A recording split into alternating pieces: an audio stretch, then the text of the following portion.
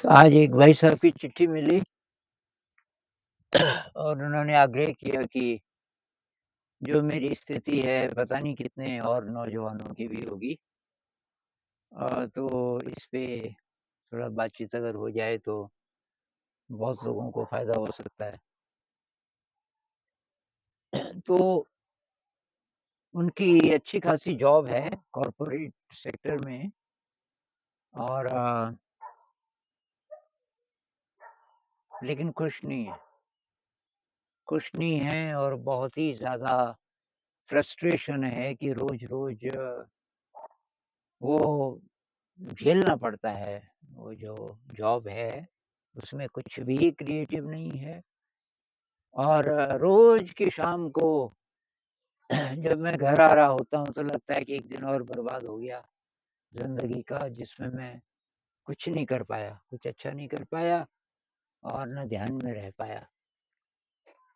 तो ये जो भाई साहब हैं, काफ़ी गहरे साधक हैं और इन्होंने कुछ समय पहले ये विपश्यना ध्यान शुरू किया और उनको कुछ दिव्य अनुभूतियाँ हुई।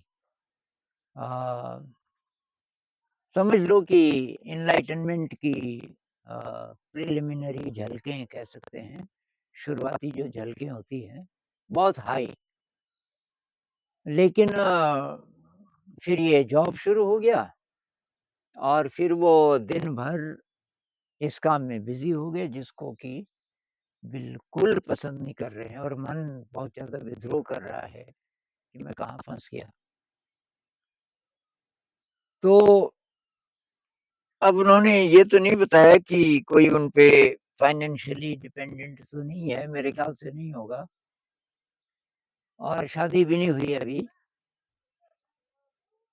ऐसी अगर आपकी स्थिति है कि आप जहाँ हैं, जिस जॉब में हैं, खुश नहीं हैं और कोई फाइनेंशियल रिस्पॉन्सिबिलिटी भी नहीं है, अभी शादी वगैरह भी नहीं हुई, तो भई मैं तो आपकी जगह होता तो ये नौकरी तो सबसे पहले ये छोड़ देता मैं तो। मैं तो ऐसी नौकरी 1 हफ्ता भी ना करूँ। मतलब जब था मैं अ, आपकी जैसी उम्र में और आपकी जैसी स्थिति में, तो जॉब अगर खराब है, तो मैं तो उसको हालाँकि मैं टीचिंग में ही रहा, जहाँ भी रहा, लेकिन वहाँ भी जहाँ मुझे सबसे ज़्यादा सैलरी मिल रही थी, वहाँ मैं 40 दिन रहा। जहाँ अ, मतलब पब्लिक स्कूल था और प्रिंसिपल बनने का पूरा चांस था, क्योंकि मेरे से जो सीनियर थे, जो प्रिंसिपल थे, वो रिटायर होने वाले थे और उनकी इसी बीच मुझसे दोस्ती हो गई थी। लेकिन वो स्कूल मुझे इतना बेकार लगा क्योंकि वहाँ फ्रीडम नहीं था, क्रिएटिविटी नहीं थी। 40 दिन रहा मैं और वहाँ से भाग के जाना पड़ा क्योंकि जो प्रिंसिपल साहब थे वो जाने नहीं दे रहे थे। तो थोड़ा अटैचमेंट भी हो गया था उनका मेरे से, बहुत साल पहले की बात है। तो इसको छोड़ो यार और हमारे देश में तो आप ज़िंदगी भर घूम सकते हो बिना पैसे के। अब मैं आपको बताऊँ कैसे?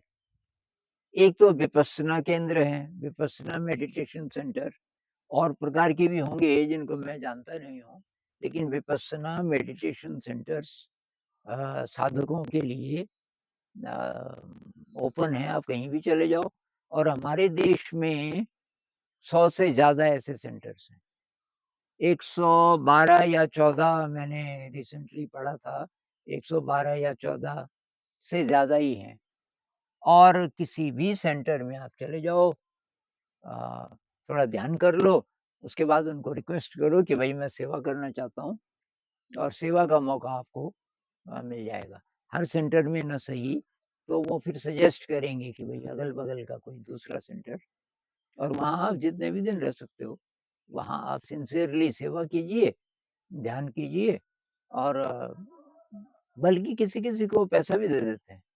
मतलब जो सेवक हैं, अगर आप बोलो कि भई मैं यहीं रहूँगा 6 महीना और कोई छोटा-मोटा अगर आपको चाहिए कुछ खर्चा तो वो भी दे देंगे वो। इसके अलावा एनजीओज़ हैं, पूरे देश में ये एनजीओ मतलब नॉन गवर्नमेंट ऑर्गनाइज़ेशंस जो समाज के लिए कुछ-कुछ चीज़ें करते हैं, शिक्षा का, स्वास्थ्य का। तो उनके भी कैंपस होते हैं, ज़्यादातर के अगर आप चले जाओ, उनको थोड़ा रिक्वेस्ट करो कि भाई मैं कुछ सेवा का काम कर सकता हूँ आपके लिए और आप थोड़ी-सी व्यवस्था कर लो, मेरी खाने-रहने की। और इस तरीके से आप घूम सकते हो और घूमते-घूमते आपको कहीं न कहीं कोई ऐसा काम मिल सकता है कि जहाँ की आप काम को साधना बना सको और इतना मुश्किल ना हो। तो डरो मत, घर से निकल पड़ो और ये तो अब हैं, इतने विपश्यना केंद्र जो मैं बोल रहा हूँ, एनजीओज़, ये तो अभी-अभी की बात है। ये पिछले 50-60 साल की बात है, उससे पहले भी तो लोग जाते थे घर छोड़ के।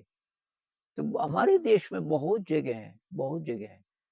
तो भई मेरा तो आपके लिए यही एडवाइस है कि आप मत ऐसी जगह रहो जिसको कि आप इंटरेस्टिंग नहीं बना सकते, जिसमें आपको लगता है क्रिएटिविटी की कोई गुंजाइश नहीं है और आपकी कोई फाइनेंशियल मजबूरी भी नहीं है। तो जो थोड़ा-सा उच्च वर्ग के फाइनेंशियली थोड़ा अपर मिडल क्लास कह लो या इससे ऊपर के स्तर के जो हैं नौजवान, वो डरे-डरे रहते हैं, क्योंकि उनकी ज़िंदगी बचपन से बहुत सुरक्षित रहती है। बचपन से स्कूल भी भेज रहे हैं तो बहुत ज़्यादा सुरक्षा में अ, और ऐसे मतलब आज़ादी नहीं मिली होती उनको। तो गाँव में जैसे हैं, गाँव में और थोड़ा गाँव में तो बहुत ज़्यादा रिच कोई होता भी नहीं आमतौर पे, तो वहाँ कोई नहीं पूछता बच्चा घूम रहा है कहीं भी और कोई डर भी नहीं होता। तो गाँव वाले बच्चे को इतना डर नहीं लगता, वो कहीं भी चला जाएगा घूमने, जब जवान होगा या कोई रिस्पॉन्सिबिलिटी उसको बाँध दे तो अलग बात है। लेकिन आपकी अगर ऐसी कोई मजबूरी नहीं है और सिर्फ़ ये है कि आपको डर लग रहा है, तो डरो मत, निकल पड़ो और मैं तो बहुत साल तक घूमता ही रहा और एक बार तो मैं ₹5000 लेके निकला, शायद पहली बार और मैं 2 साल बाद जब वापस आया तो मेरे पास 5000 से ज़रा ज़्यादा रुपए थे, इतना ज़्यादा घूमने के बाद भी। तो निकल पड़ो और असली उद्देश्य आप अगर साधना आपका उद्देश्य है और कुछ अच्छा काम करना, कुछ क्रिएटिव करना, तो वो तलाश करोगे तो आपको मिल जाएगा।